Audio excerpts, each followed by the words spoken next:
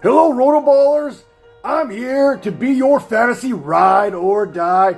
Some of you are fantasy football diehards here and are either playing in a weird Week 18 fantasy playoff or you're tapping in one more time onto that DFS slate.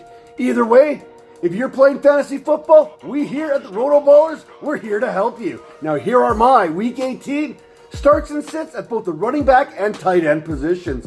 And let's kick things off talking about those running backs, starting with Zamir White of the Las Vegas Raiders as they take on the Denver Broncos this week. White and the rest of this Raiders team, they are playing inspired ball for their coach, Antonio Pierce. His job is on the line. And by the way, I feel he deserves to have that interim tag removed and become the full-time head coach of the Las Vegas Raiders. Now, in order to do this, he needs a win here over the division rivals to make that happen. A loss here and, hey, all bets are off. Over the last 3 weeks, White has produced over 47.5 fantasy points and he's the RB7 over that period of time, averaging 15.9 fantasy points per game. White should easily eclipse 15 fantasy points for the fourth straight week this week as the Broncos are allowing backs to average 27.4 fantasy points per game this season thanks to surrendering 18 touchdowns and over 2,400 total yards to the position. My second running back I'm firing up this week is Khalil Herbert versus the Green Bay Packers.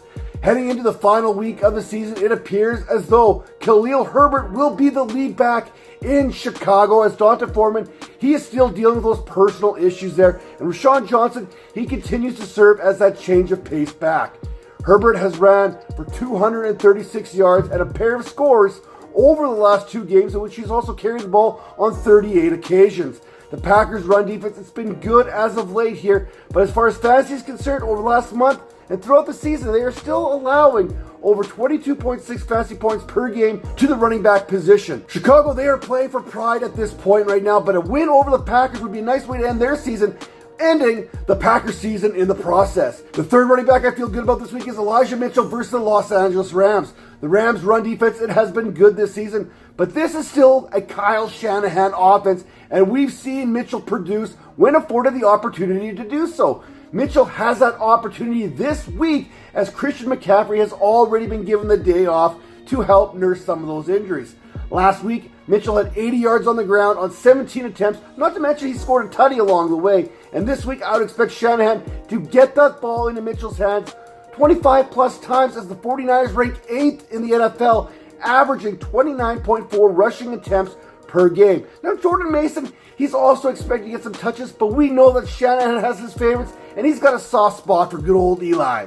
Now, running backs that I'm sitting, how about Bijan Robinson versus the New Orleans Saints? It's bad enough that Arthur Smith is your coach, but you have to close out this season against a Saints team very much in the playoff hunt there in the NFC. And they are also holding their opposition, especially the running back position, to 18 fantasy points per game over the last 4 weeks.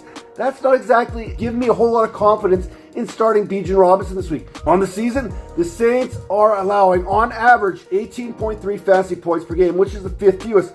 They're also allowing the 5th fewest when it comes to touchdowns with 8. Robinson, he comes into this one needing just 52 yards for 1,000 on the season on the ground. But I have one of those feelings that Arthur Smith really doesn't care what we care about. Now, the second running back that I do care about sitting is Ty Chandler versus Detroit. Despite themselves, the Vikings are technically still in the playoff hunt here entering week number 18. That said, I have a rule, and that rule is I do not start running backs against this Detroit Lions defense. Detroit is the only team in the NFL yet to allow 1,000 yards on the ground to running backs, and they have limited the position to just 15.7 fantasy points per game on the season. So yeah, Ty Chandler, no thanks. Now, the third running back that you probably want to start, but you should probably fade, it's going to be Raheem Mostert versus the Buffalo Bills. Mostert missed last week in hopes he could get right for this pivotal Week 18 matchup against the Buffalo Bills with the AFC East Championship on the line. With that said, Mostert, he's still going to be less than 100%, and I have a hard time trusting him or even Devin Chan at this point as the Bills are allowing the 4th fewest fantasy points to the running back position over the last 4 weeks. Buffalo has allowed just 380 total yards to backs and just 2 touchdowns over that period, which makes either Dolphins running back a risky proposition. Speaking of risky propositions, let's talk tight ends, and let's start off with starting Darren Waller. Yeah, you heard me correctly. Versus the Philadelphia Eagles. All season long, we've needed Darren Waller to do something, and it didn't happen. So why not do it the last game of the season when it really doesn't matter? This is the game in which Waller is going to go off. It's also a very good matchup as Philadelphia is allowing the 14th most fantasy points to opposing tight ends this season, and they are the 31st ranked pass defense, which is great news for Waller and the Giants, who are going to be looking to move him around the formation to create those mismatches against this Eagles secondary. Look for Waller to continue to be featured as he is averaging 6 targets and 4 receptions per game over the last 3 weeks since he has returned from the injured reserve. My number 2 start of the week at the tight end position is Dalton Schultz versus Indianapolis. We know both these teams want to win this one, so expect both offenses to be ready to light up the scoreboard. Schultz, he has about 250,000 reasons on the line as to why he's going to come out and ball out this week, as he needs 6 receptions to cash in on some of that bonus money. Hint, hint, wink, wink, $250,000 on a 60 reception season. The bottom line is, hey, this matchup, it's tough, but money talks, people, and quarterbacks, they like to get their guys paid. The third tight end I like this week is Dallas Goedert versus the New York Giants. The Eagles, they still have a shot at the number 2 seed here, and because the Cowboys and the Eagles both kick off at that 4:25 Eastern start time, that means we should see plenty of these Eagles starters play a meaningful amount of snaps in this contest. Then again, they need about as many meaningful reps as they could possibly get the way this offense has looked as of late. Now the good news, the Giants, they cannot stop tight ends from producing, having allowed 27 receptions, 282 yards, and a pair of touchdowns over the last 4 weeks to the position. We also know that Devontae Smith, he's a little nicked up here after filling in some kind of lead blocker type role last week, so expect more Goddard this week than what we might have expected to begin with. My number 1 sit of the week at the tight end position is Jake Ferguson versus the Washington Commanders. One thing the Commanders have done well this season is defend the tight end position, having allowed the second fewest receiving yards to the position and just over 10 fantasy points per game, which happens to be the 6th fewest.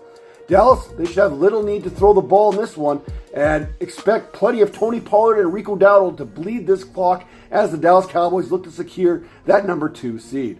The second tight end that I'm seeing this week is Isaiah Likely versus Pittsburgh. As much as the Texans, the Colts, and the Jaguars would love the Ravens to play their starters, that simply isn't going to happen. Baltimore has already secured that first round bye and that home field advantage throughout the AFC playoffs, and there is no need to leave their starters on the field any longer than they have to be. Baltimore has already been hit by the injury bug as hard as any team this season, and they may choose to rest their starters to get ready for the second season. And the third tight end you're sitting this week is Evan Ingram versus Tennessee. This scares me. Ingram scares me because the Titans, for one, they've allowed just 2 touchdowns against the position all season long, and they're allowing less than 9 fantasy points per game. Making matters worse, Evan Ingram's quarterback, Trevor Lawrence, is nowhere near 100%, despite having a week to kind of nurse those injuries last week. Look, I'm all about risk management here, and there's too much risk involved when it comes to Ingram this week, and the Titans would love nothing more than to end the Jaguar season. Once again, this video is being recorded on Tuesday, so plenty can happen between now and Sunday's kickoffs, so check out RotoBaller.com and the RotoBaller Discord channel for all the latest fantasy football news. Thanks again for tuning in, and make sure to hit that like and subscribe to the RotoBaller YouTube channel for plenty more great fantasy football analysis coming your way in the next few months.